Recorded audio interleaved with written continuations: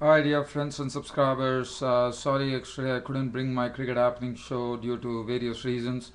But it's been a bit going on a bit dull here. But as you know, today we had one match which was played between Pakistan and Sri Lanka. Today was the first day of the second test at the Dubai International Cricket Stadium. The first test was played at Abu Dhabi, and Sri Lanka once again disappointed. In fact, they were bowled out for 239, with Sri Lanka winning the toss and choosing to bat here.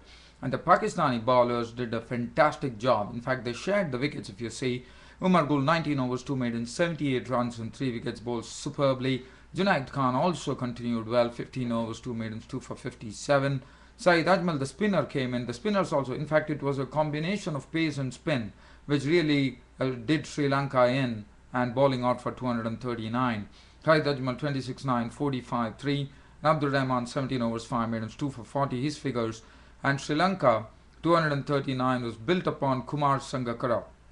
They didn't have a good start. The openers were dismissed very early. Lauru Thiramane was LBW bowled, Umar Gul for 1, and Parnavitana with walking caught Misbah ul who took 3 catches today. He was bowled of the bowling of Umar Gul for 6. So that was 2 wickets to go.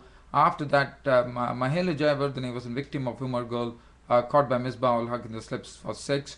Tilkan the captain, failed here, becoming a victim of Junaid Khan for 7. But Kumar Sangakkara was the man who stood there and continued to play strokes, and he made a very good 78 with 11 fours, and Angelo Matthews made 19 with 3 fours. Kaushal Shalva, the wicketkeeper, a debutant today, he made his debut in the place of Prasanna Jayawardene, which was a bit one thought probably that it was Prasanna Jayawardene probably would have been injured, so that's the precise reason Kaushal Silva was drafted in, and he didn't have a good debut. He was LBW bowler Abdul Rahman for 22 fours, and then they were losing wickets at regular intervals, and it was a stage at which when Sangakkara left at 78, it was 154 for 8, and it looked like probably Pakistan would be bowling them out for less than 200.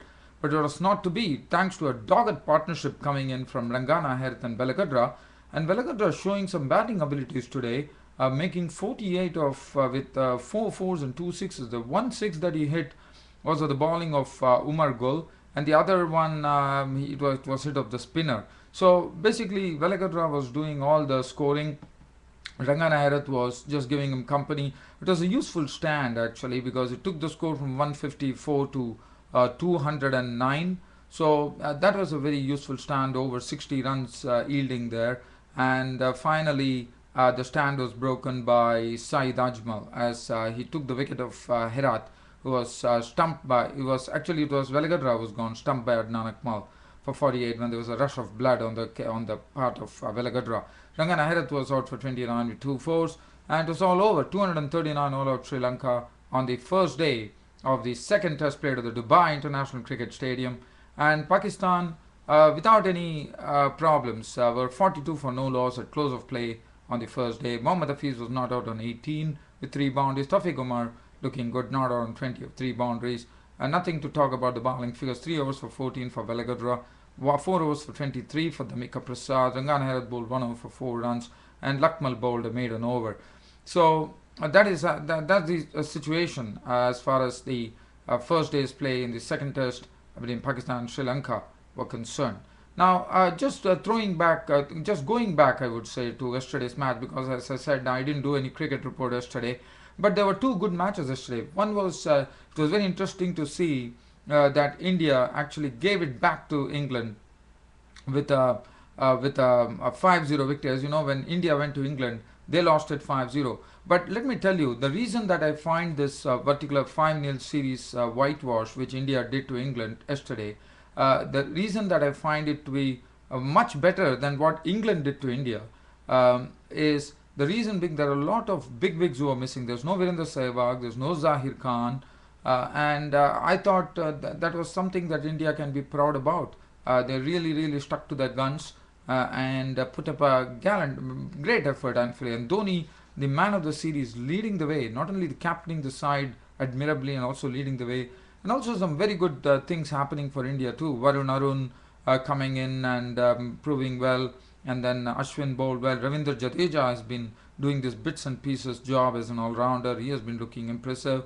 And England definitely, their youngsters, even though now, as I very rightly said, when India lost to England 5-0 in England, that the real test for England will be to come and beat India. That would really give them, one can really say they are I mean, they are real champions.